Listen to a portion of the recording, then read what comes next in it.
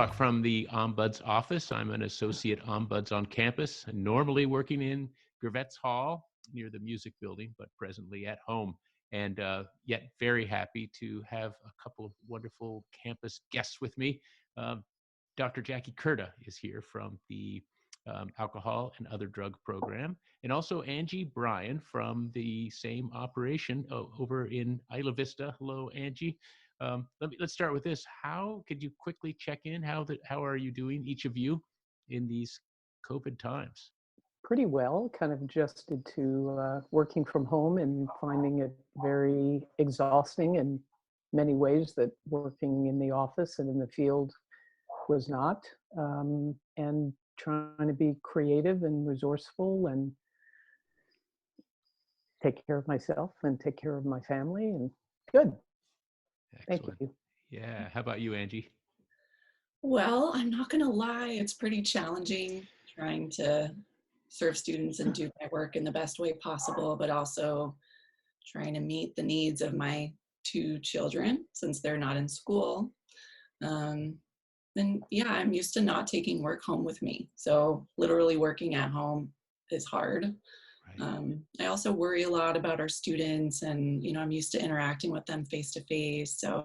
So I'm thinking, Jackie, about the things that your shop normally worries about a lot, including the spring, the Deltopia, or what have you. It was the most successful one in history, right? There was about four students out there.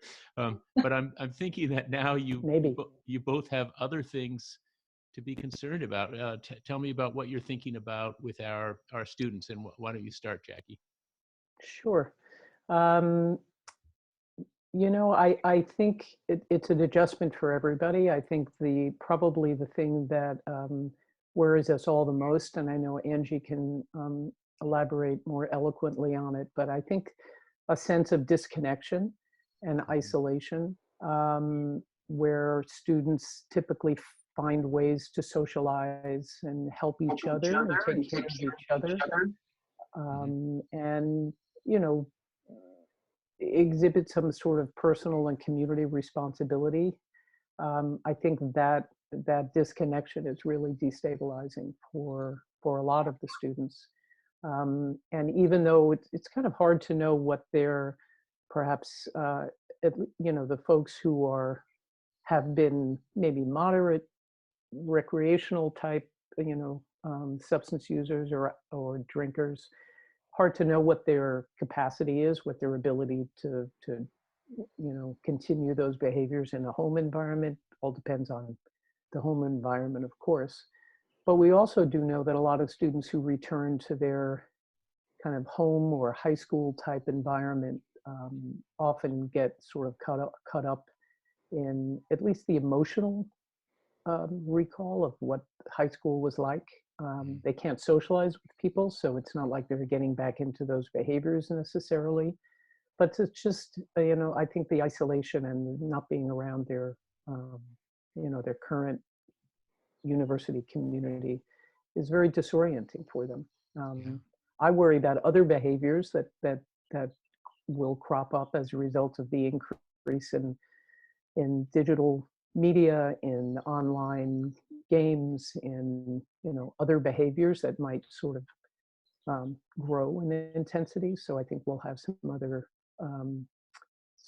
other ways that we can help students as we transition back into, I won't call it normal campus life, but whatever else comes ahead. Right. Yeah. How are students accessing your services right now? And we'll talk with Angie about that too, particularly with our recovering community. But are there groups online? How are people finding you? Well, we're a part of Student Health, which I know may be news to some of your listeners and viewers. Right. Yeah.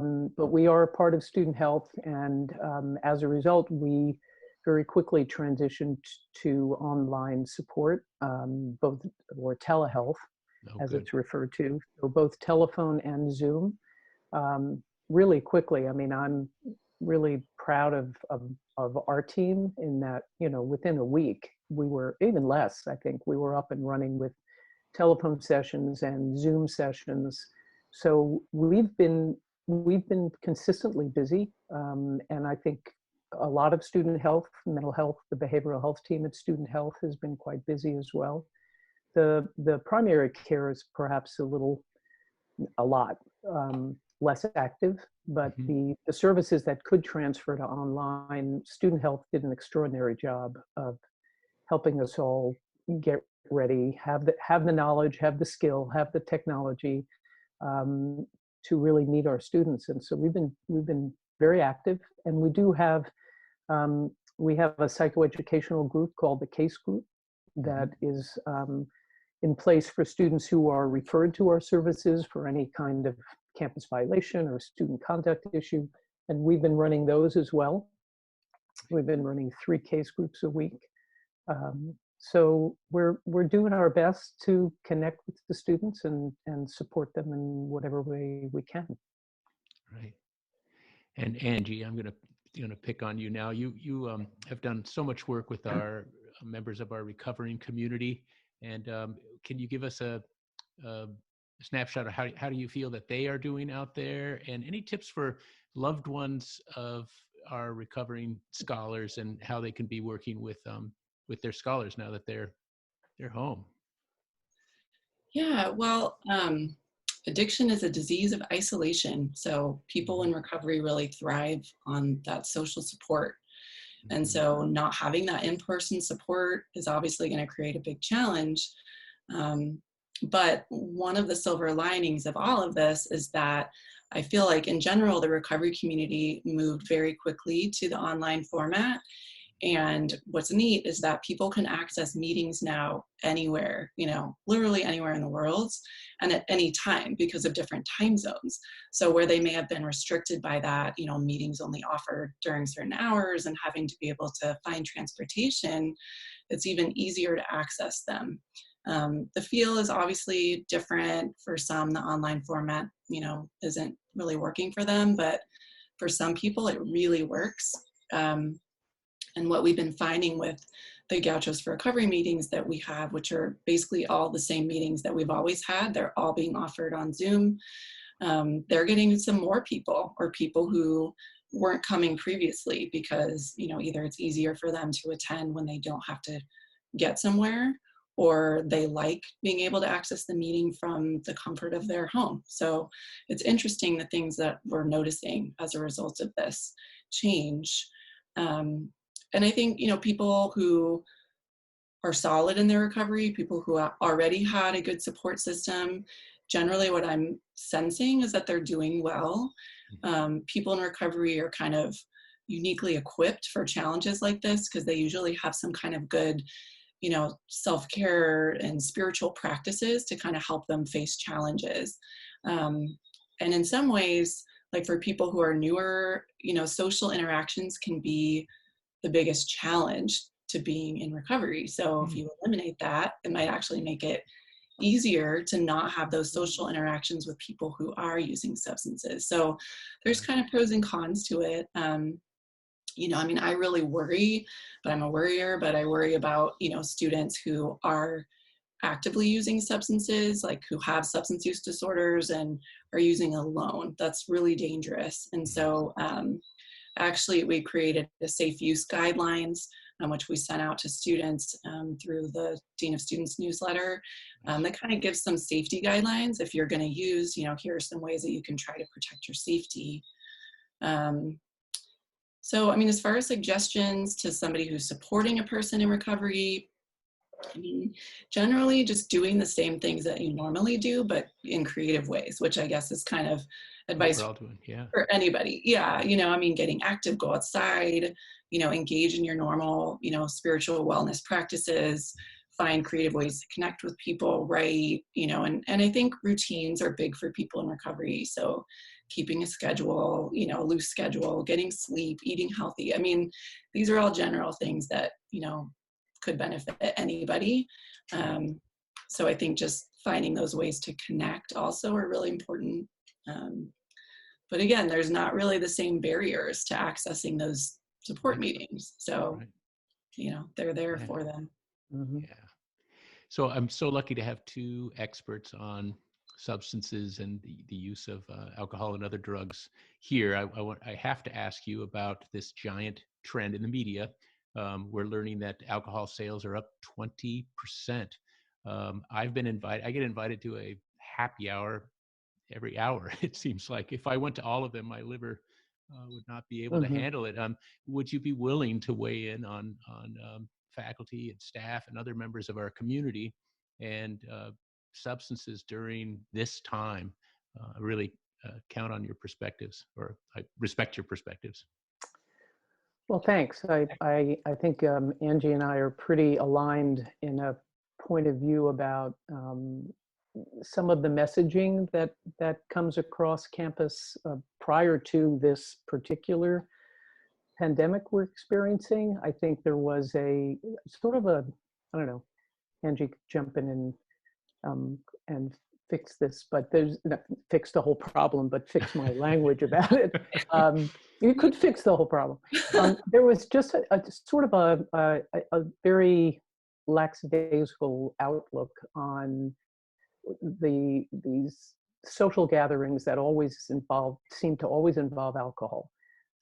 Whether it was a grad student mixer or a lecture offered by somebody at a pub, or come down to your favorite bar and let's hang out together. Whatever it was, there was this implied messaging that all of these things need to take place around in an alcoholic environment, or an environment in which alcohol was served. And and nobody's saying that shouldn't be the case, and yet there needs to be some recognition and acknowledgement that that's not an environment in which everybody feels safe or comfortable, and making it clear that that this is is open to people to enjoy in any way they would like, that feels safe and appropriate for them. And I think the same kind of general themes should apply at this point. There will be a lot of these social gatherings, but I think people have to be a little bit more respectful, perhaps, or aware that the information that's going out is reaching many, many more people than they may have familiarity with. And it can be disturbing, it can be triggering, it can be hurtful, can be offensive. So I think we need to all use better judgment, and I think the faculty and staff play a huge role on this campus in influencing student behavior and student mindset. So Right, Angie can take it from here. How'd the director do? Yeah, she did great. Yeah, I mean, I tend to have, similar feelings about these types of things, that I think it's really important, staff, faculty, to model healthy coping tools during times like this. And but I also think it's a balance, right now, to have compassion for ourselves, that this is the pandemic. It's something we never experienced before. We're dealing with different types of stress and anxiety. So that's not to say, for the average person, that it's not okay for them to have some extra glasses of wine, but it's also a good time to be reflective about, what are the choices you're making in terms of how you cope with stress. If you have children, what are you modeling for your children or for other people in your life? It's just, I think, a good time, and we have lots of time to be reflective about that, and how we choose to cope with different things that come up in our lives, and how, as a society, we normalize, substance use as a way to cope with stress, and whether that's a good thing or not. And I think, kind of like what Jackie was talking about with the happy hours and events and things, it's important to include people who choose not to drink, because people choose not to drink for various reasons. It doesn't mean that they're in recovery from a substance use disorder, but they may choose not to drink for all kinds of reasons that doesn't agree with them, health reasons. Maybe somebody in their family has struggled with a substance use disorder, and for that reason, they choose not to have that in their lives. And I think if we're not actively including those people, then we're excluding them. So if you're arranging a happy hour that says, bring your favorite cocktail, how is that including people who choose not to drink? It's not. And in fact, it's creating an environment where it feels like they might feel like they're not welcome. So I think there's nothing wrong with happy hour, as a thing, people getting together at the end of the day and socializing, but you want to make sure that that's, inclusive of people who are choosing not to drink. So maybe bring your favorite beverage, soda or water, alcohol, whatever, like kind of just taking that extra step to include people, because people who don't drink want to socialize also. So Right. that's eliminating all those people. And like I said, you don't know the reasons behind that. So I think that's important. Right.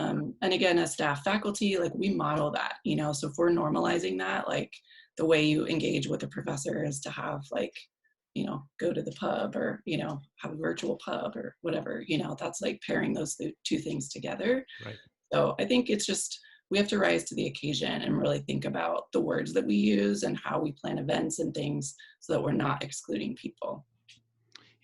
There's another point, I think, and as therapists, as Angie and I both are, and our specific focus on substance use disorders and mental health issues surrounding it, I think it's also important for people to really pay attention to what they're doing and how quickly behaviors can become problematic, or behaviors, that are recreational and once in a while in these kinds of situations tend to become daily.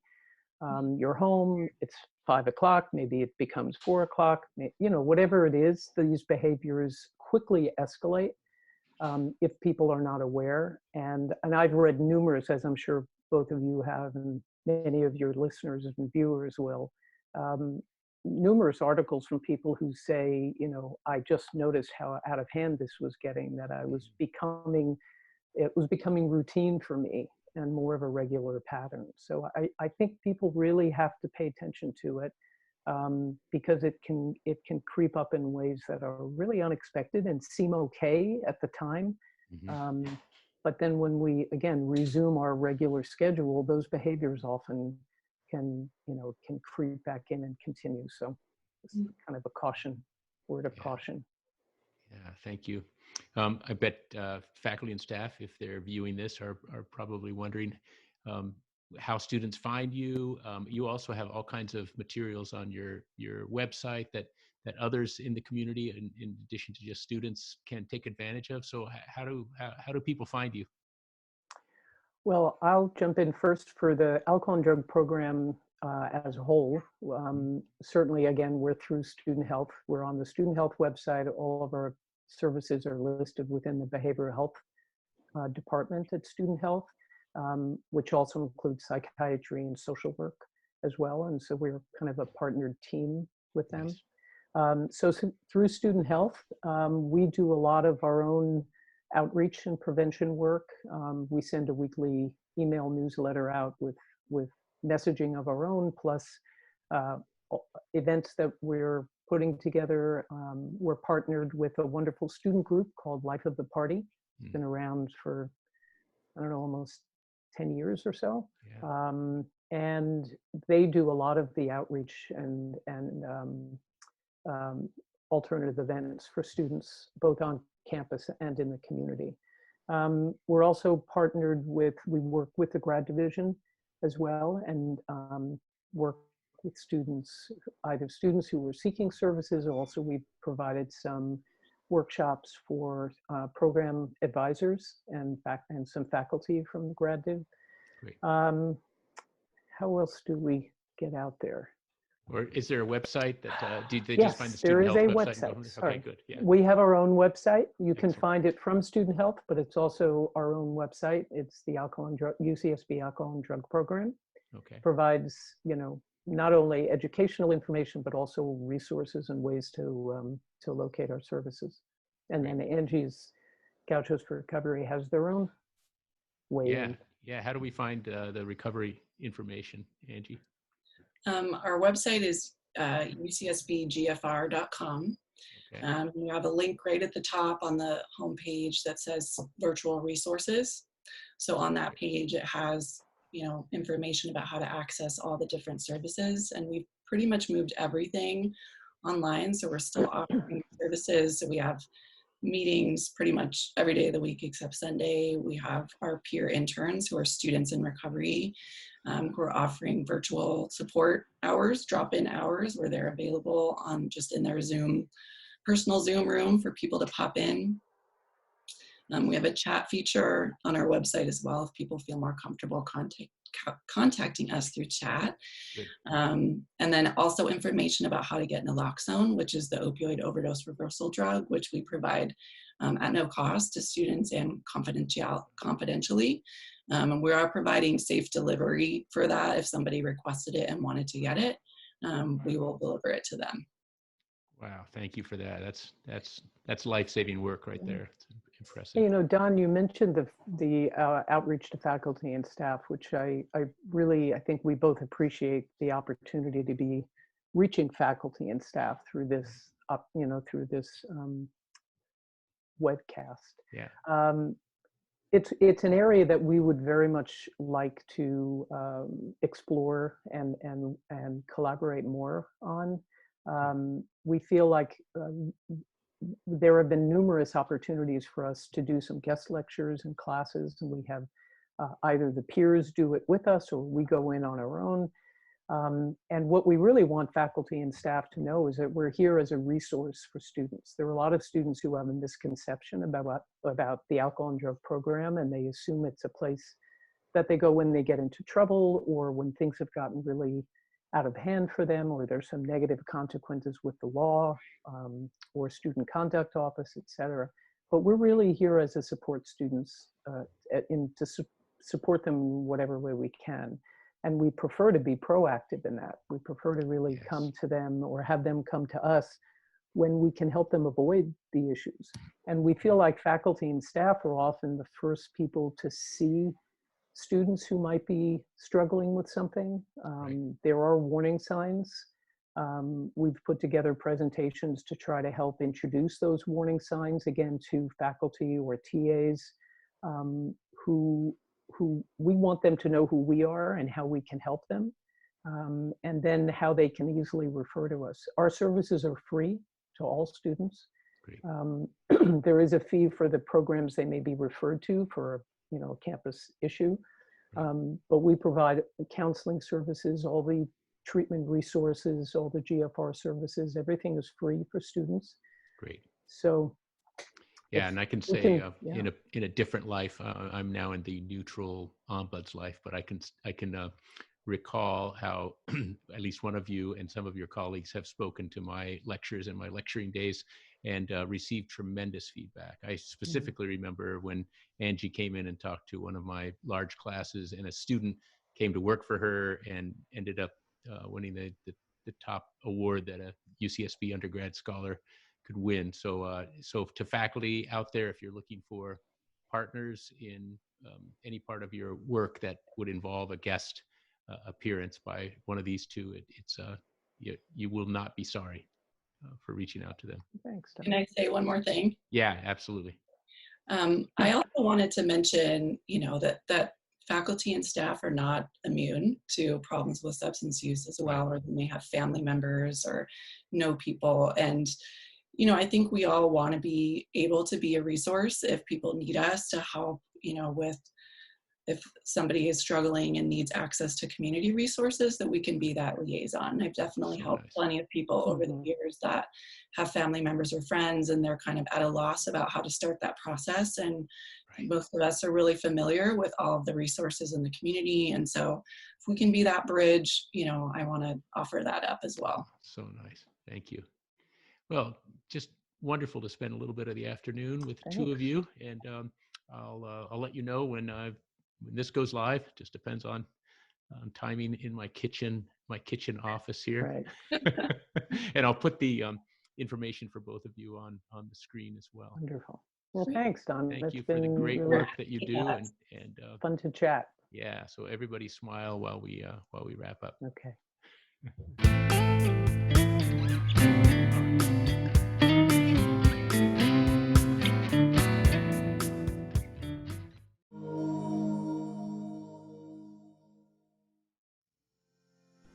For decades, organizational ombuds have provided confidential, neutral, informal, and independent guidance to people and organizations worldwide.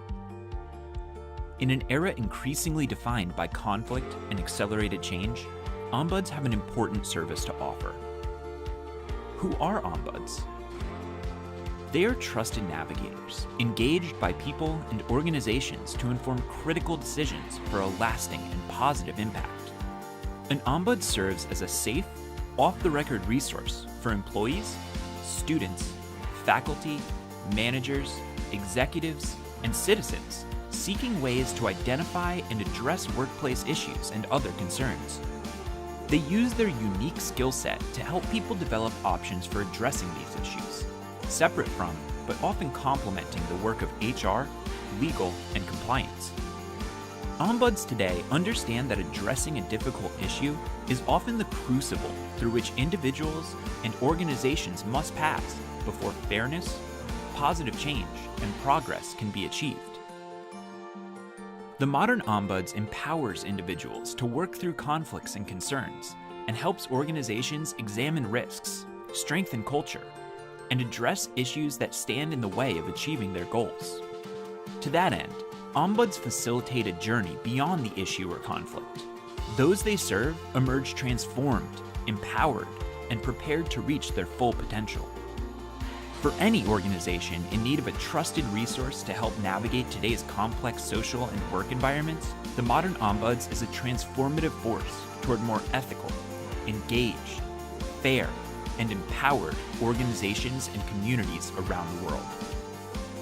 To find out more about the value of the modern ombuds, please visit us at www.ombudsassociation.org.